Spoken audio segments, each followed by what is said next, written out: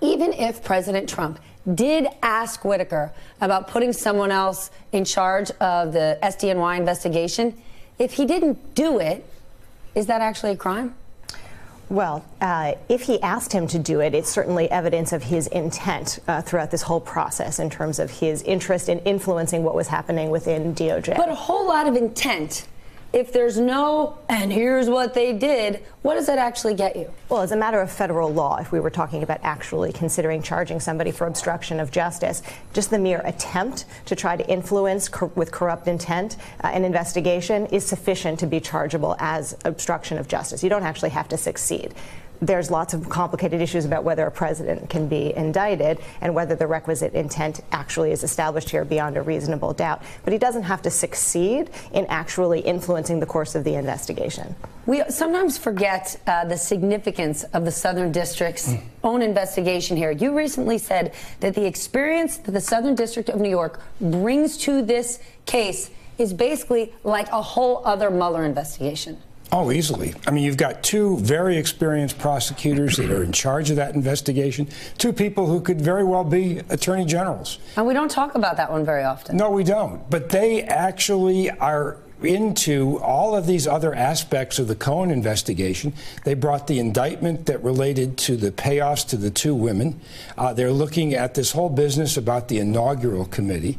They're using the same witnesses that Robert Mueller's using. Rick Gates, who was intimately involved with that whole business with the inaugural committee, is obviously cooperating with the Southern District.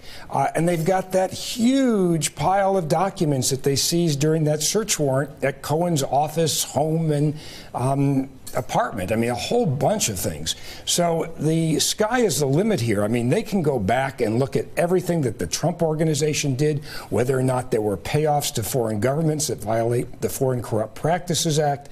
They can look at all of these things that are really outside the wheelhouse of Robert Mueller.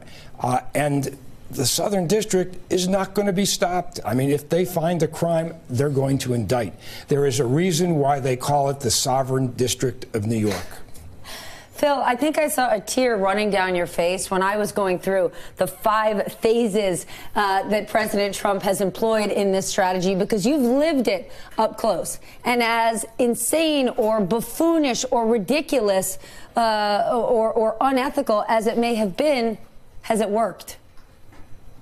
Well, Steph, that's a good question. I have lived through it, and the power of that reporting by the New York Times is just documenting all of these things which are just so extraordinary day to day in one piece to paint a portrait of the president's motives and what he tried to do. You know, some of the polling suggests that the attacks on Mueller, the sustained assault from Trump, from Rudy Giuliani, from the president's allies in Congress, has worked to shape public opinion to some degree.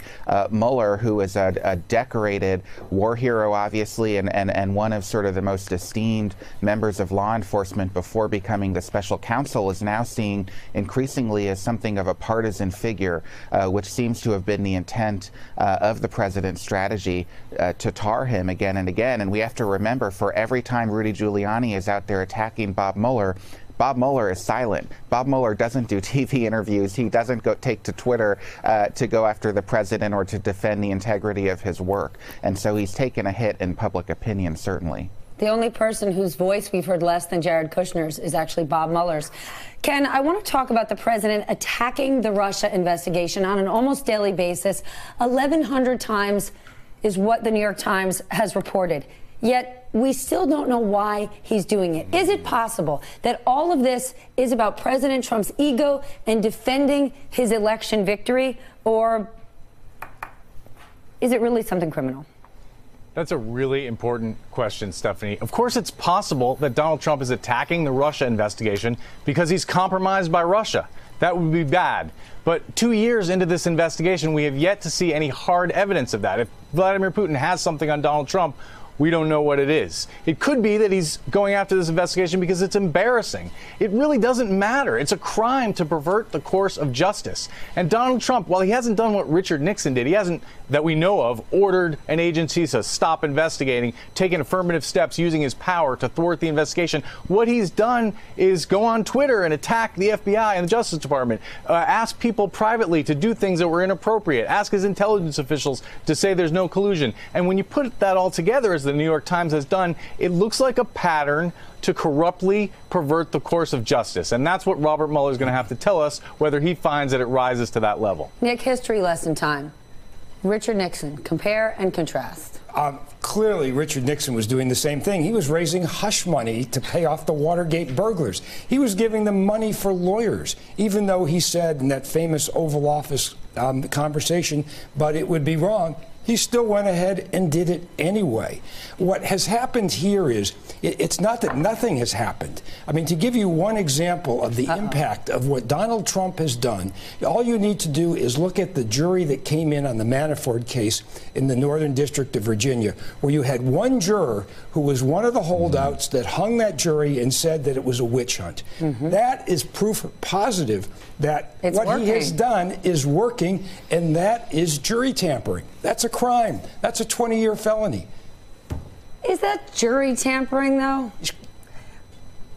Jessica? Well, it's pretty attenuated, but certainly what's happening is... She just used the word attenuated. I mean, you get 2 points for that. I do think what we're having, though, is a real effort to undermine our institutions of justice, the Department of Justice and also the federal judiciary. And if we can go briefly to Roger Stone and what he posted about the federal judge this week with the picture of her and the picture of the crosshairs, I mean, to me, that is just, you will, a new low in terms of an ongoing effort that the president started to undermine our judges as well as the Department of Justice. And so that's going to have an effect throughout the country, I think, potential jurors and to the people who are just watching at home who are the electorate. And let me just say, this wasn't very attenuated. This was right in the middle of jury deliberations and during the trial that Donald Trump was calling this investigation a witch hunt and saying that Manafort, his campaign manager, was a good guy and he felt sorry for him. My goodness. Philippe, you have a great story that if people haven't read it yet, they're going to get excited on William Barr. He's now in place as the new Attorney General.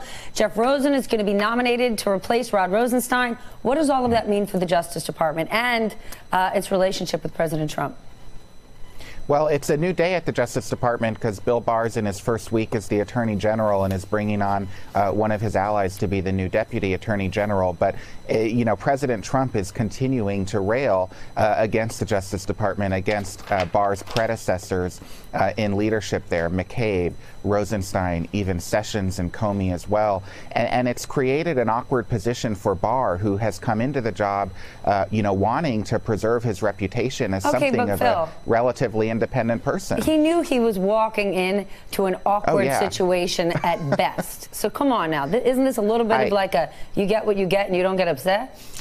Well, exactly. I talked to Senator Richard Blumenthal yesterday about this, and he said, look, the bed was on fire when Bill Barr got into it. So he knew exactly what he was getting into. But nonetheless, it's his first week on the job, and President Trump has the Justice Department, you know, in his eyesight and is going after it again and again and again on Twitter, which is creating an awkward dynamic there. Hey there, I'm Chris Hayes from MSNBC. Thanks for watching MSNBC on YouTube. If you want to keep up to date with the videos we're putting out, you can click subscribe just below me or click over on this list to see lots of other great videos.